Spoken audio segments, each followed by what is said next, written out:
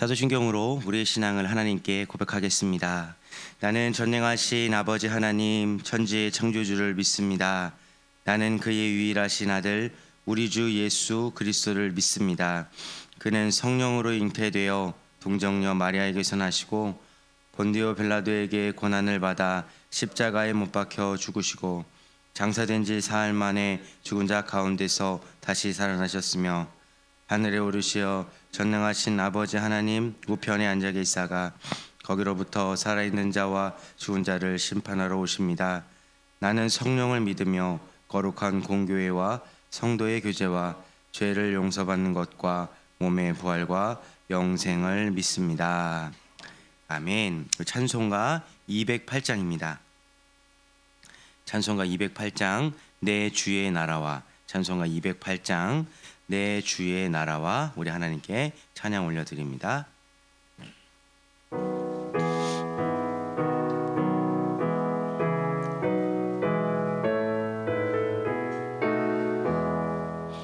내 주의 나라와 주 계신 성전과 피 흘려 사신 교회를 늘 사랑합니다.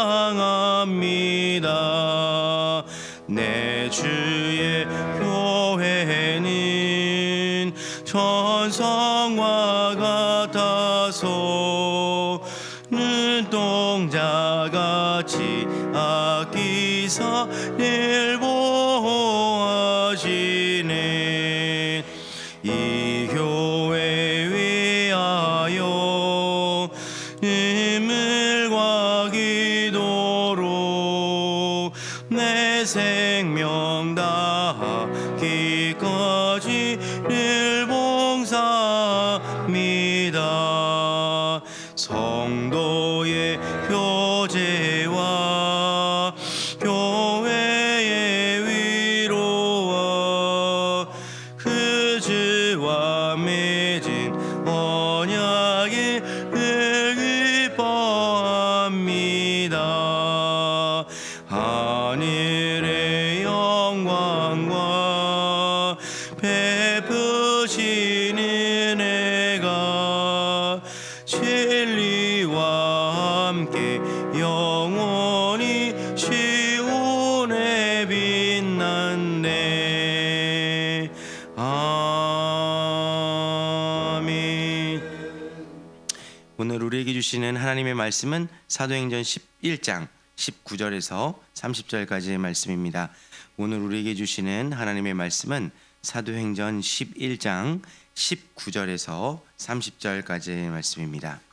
저와 여러분이 한 절씩 교독하고 마지막 30절은 함께 읽도록 하겠습니다. 그때 스데반의 일로 일어난 환란으로 말미암아 흩어진 자들이 베니게와 구브로와 안디옥까지 이르러 유대인들에게만 말씀을 전하는데 그 중에 구레네 몇 사람이 안디옥에 이르러 헬라인에게도 말하여 주 예수를 전파하니 주의 손이 그들과 함께 하심에 수많은 사람들이 믿고 주께 돌아오더라. 예루살렘 교회가 이 사람들의 소문을 듣고 바나바를 안디옥까지 보내니 그가 이르러 하나님의 은혜를 보고 기뻐하여 모든 사람에게 굳건한 마음으로 주와 함께 머물러 있으라 권하니 바나바는 착한 사람이요 성령과 믿음이 충만한 사람이라. 이에 큰 무리가 주께 더하여 지더라. 바나바가 사울을 찾으러 다소에 가서 만남에 안디옥에 데리고 와서 둘이 교회에 1년간 모여 있어 큰 무리를 가르쳤고 제자들이 안디옥에서 비로소 그리스도인이라 일컬음을 받게 되었더라.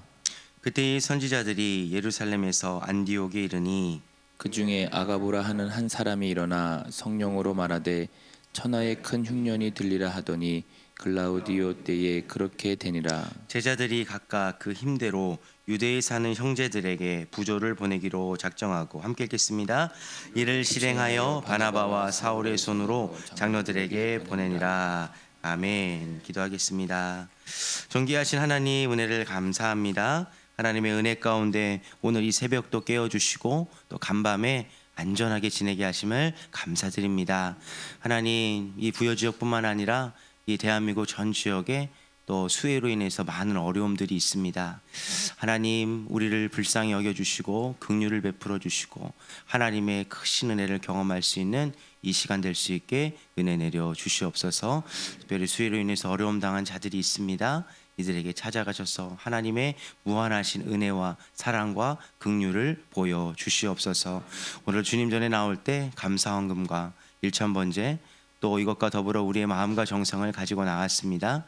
하나님, 이 모든 것들을 사용하셔서 하나님 나라를 위해서 귀하게 쓰임 받을 수 있게 허락하여 주시고 마음속에 작정하여 기도하는 모든 기도의 제목들이 하나님 앞에 상달될 수 있게 역사하여 주시옵소서. 오늘 주의 말씀을 듣습니다. 이 말씀을 듣고 깨닫고 이 깨달은 말씀을 순종하며 살아갈 때 하나님께서 허락하여 주신 풍성한 은혜를 누리며 살게 허락하여 주시옵소서. 감사드리며 살아계신 예수님의 이름으로 축복하며 기도드립니다. 아멘. 할렐루야. 오늘도 이 새벽에 오신 여러분들에게 하나님의 은혜와 축복이 함께하여 주시기를 간절히 축원드립니다. 지난밤 잘 주무셨어요? 네, 이제 비가 이제 소강 상태로 접어든 것 같지만 그래도 계속 비 소식이 있습니다. 주변에 많은 어려운 당한 사람들이 있더라고요. 저희 교구 목사님들이 전화를 하고 또 옆에 있는 분들에게 듣는 소리를 들어보니까 이 재산적인 피해를 입은 분들이 참 많이 있고 또 여러 가지 마음이 어려운 분들도 많이 있는 것 같습니다. 이들에게 찾아가셔서 또 위로하는 우리 부여중앙교회가 되셨으면 좋겠고요. 특별히 오늘 말씀을 통해서 또 우리가 어떻게 그들을 위로해야 될지 한번 고민해보는 시간이 되었으면 좋겠습니다.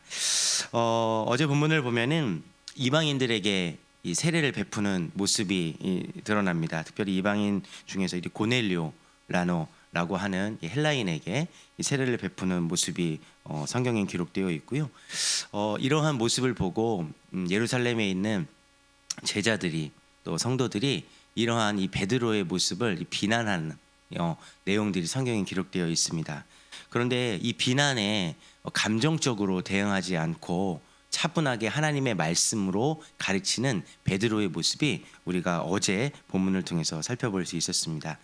우리가 많은 상황과 또 많은 환경 속에서 누군가에게 비난을 당하고 누군가의 공격을 당하잖아요. 선한 일을 했음에도 불구하고 내가 모함을 받는 일이 생기면은 우리는 감정적으로 대처하는 그런 연약한 모습이 많이 나타나지만 어제 본문에 기록된 베드로는 하나님의 말씀을 기억하여서 어떤 말씀을 기억했습니까? 요한은 물로 세례를 주고 너희는 성령으로 세례를 베풀 것이다라는 예수님의 말씀을 기억이 났고 이 말씀을 다시 한번 비난하는 자들에게 가르침을 통해서 이러한 어려운 상황을 지혜롭게 극복해냈고 또 하나님 나라가 확장되는 것들을 경험하는 이야기가 어제 본문에 기록되어 있었습니다. 이 고넬료 사건을 하나님께서 일으키신 이유가 있겠죠. 우리가 인생을 살아가면서 우리에게 많은 상황과 사건들이 일어나지만 그 사건이 좋은 사건일 수도 있고 불행한 사건일 수도 있겠지만 중요한 것은 우리는 이 모든 것들이 하나님의 주권 하에 일어나고 있다는 사실을 믿으셔야 됩니다. 그 주권 하에 일어났기 때문에 하나님께서 그 일을 어떻게 사용하실지 우리는 기대를 하면서 살아가야 되는 사람들이죠. 그리고 나서 우리에게 주어진 본문이 오늘 19절의 본문입니다. 주목해 봐야 될 것은 19절의 그때에라는 단어를 한번 주목해 보시면 좋을 것 같고요. 그리고 27절에도 그때에라는 이러한 단어가 나오는데 이것도 주목해 보시면 좋을 것 같습니다.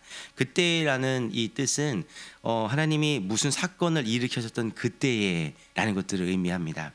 19절에 나타난 이 그때에는 아마도 이 고넬료 사건을 통해서 이방인들이 세례를 받았던 이 사건과 더불어 스데반의 일로 환난을 받아서 예루살렘에 있는 모든 성도들이 이제 각 지역으로 흩어지는 그러한 사건이 일어났을 그때에라는 단어로 우리가 이해해 보시면 좋을 것 같습니다.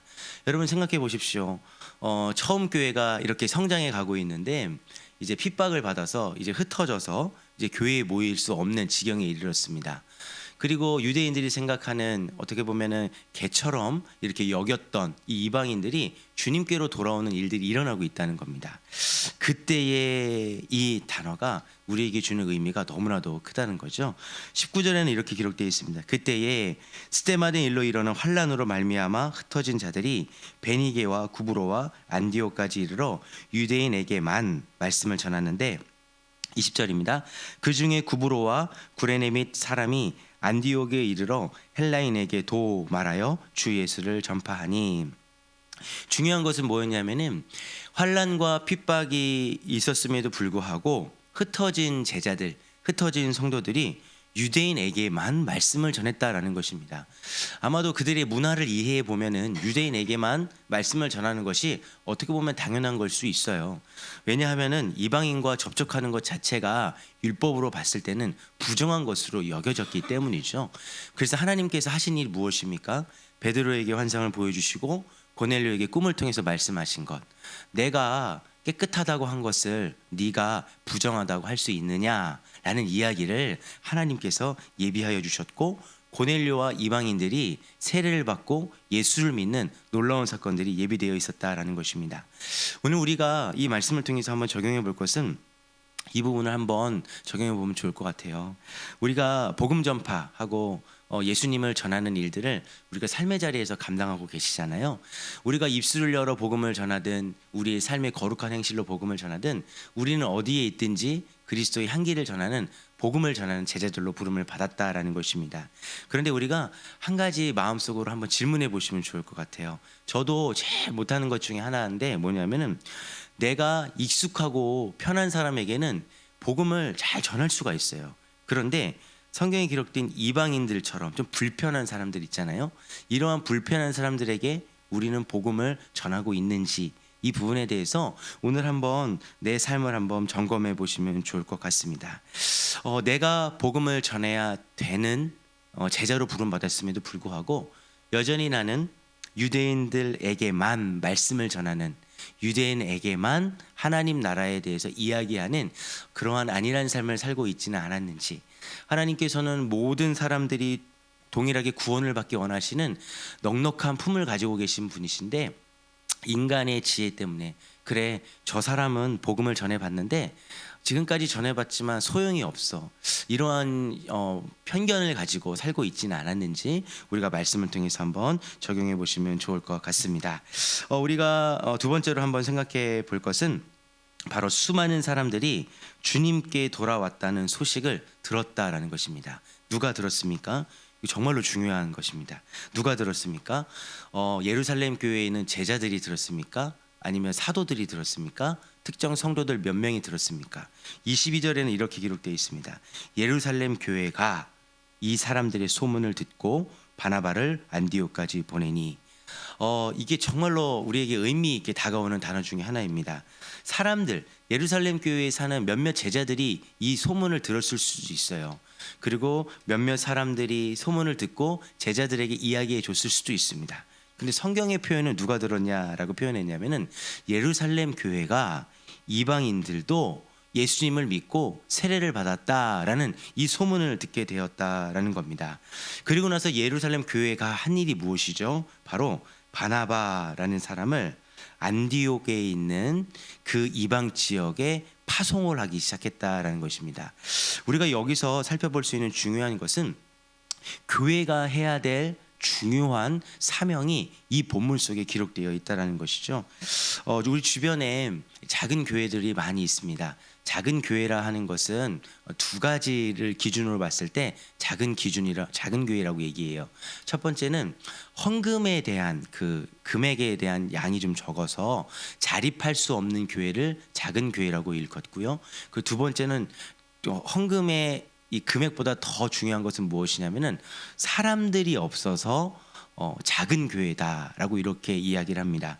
그런데 예루살렘 교회가 이방인이 복음을 듣고 세례를 받아서 이제 교회 공동체가 형성되었다라는 그러한 이야기를 듣고 한 첫 번째가 무엇이었냐면은 사람을 보냈다라는 겁니다. 사람을, 헌금을 보내서 건물을 지었다라고 이야기한 것이 아니라 헌금을 보내서 그 이방 사람들이 주일날 공동 식사를 할 수 있게끔 점심 식사 비용을 마련해 주었다라고 얘기하는 것이 아니라 사람을 보내주었다는 겁니다. 그 사람이 누구였죠? 성경에 기록된 바나바라는 사람입니다.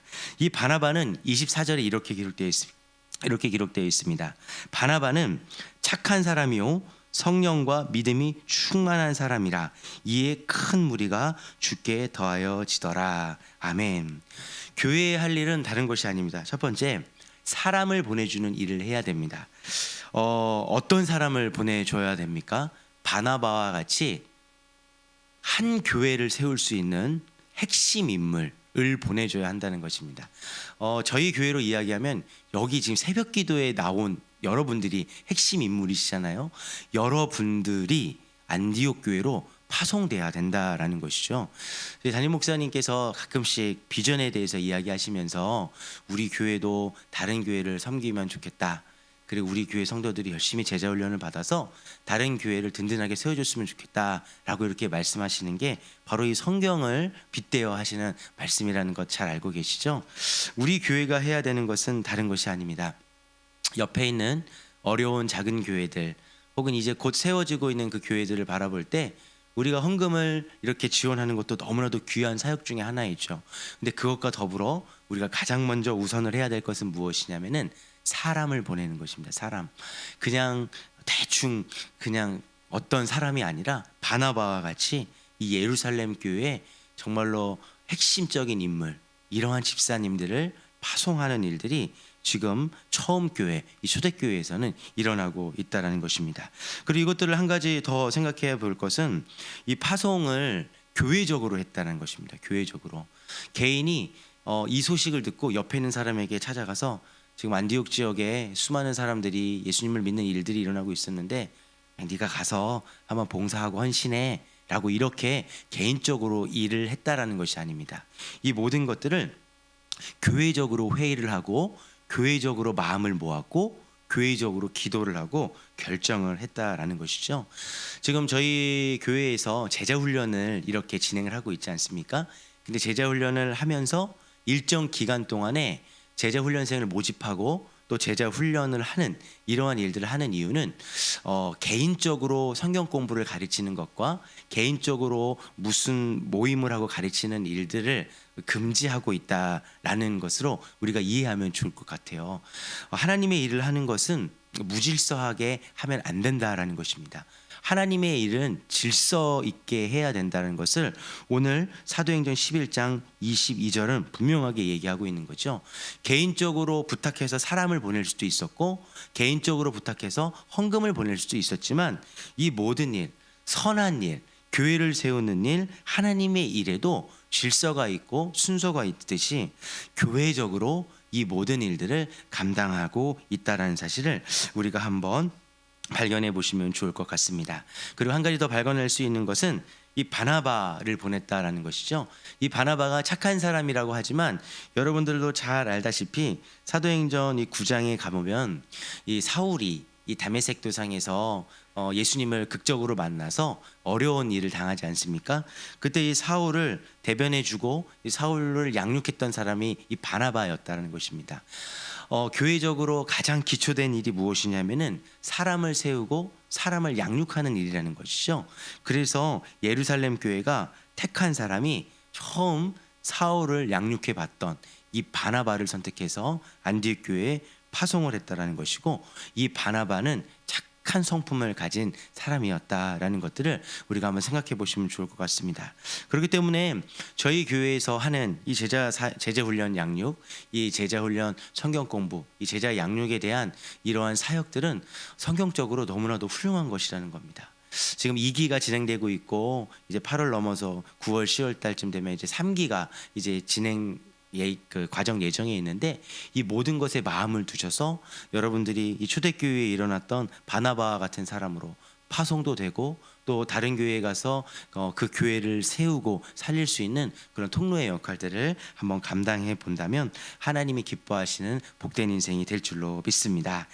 그리고 마지막으로 한 가지 더 생각해 볼 것은 양육을 통해서 이 안디옥 교회의 사람들이 무엇을 배웠는지 이 부분에 대해서도 한번 생각해 보면 좋을 것 같습니다. 궁금하지 않습니까? 초대교회에서 가르쳤던 것이 예수님께서 죽으셨고 예수님께서 부활하셨다라는 이러한 복음에 대한 내용들을 가르치고 있었지만 그 내용 안에 있는 핵심이 무엇이었냐면은 바로 어려움에 처한 다른 이웃들을 섬기는 삶, 이러한 삶을 훈련을 통해서 양육을 통해서 배웠다라는 사실을 오늘 말씀을 통해서 발견해 볼 수 있습니다. 27절에서 30절까지 보면은 예루살렘 교회에 큰 흉년이 들었다라고 성경은 기록하고 있습니다. 뭐 선지자 이야기도 나오고 아가보라는 선지자가 예언에 대해서 예언을 했다라는 그 이야기도 나오지만 중요한 것은 이것이 아니라 예루살렘 그 지역에 큰 흉년이 들었는데 이 흉년이 들은 것들을 보고 안디옥 교회 사람들이 했던 일이 무엇인지가 중요한 것입니다. 흉년이 들어서 한 일이 무엇입니까? 안디옥 교회 이방 사람들이 한 일이 무엇이었냐면은 예루살렘 교회의 부조, 어떻게 보면 저희 말로 해석해 보면은 구제 헌금을 보내기 시작했다라는 것입니다. 이게 훈련의 결과라는 것입니다. 훈련의 결과.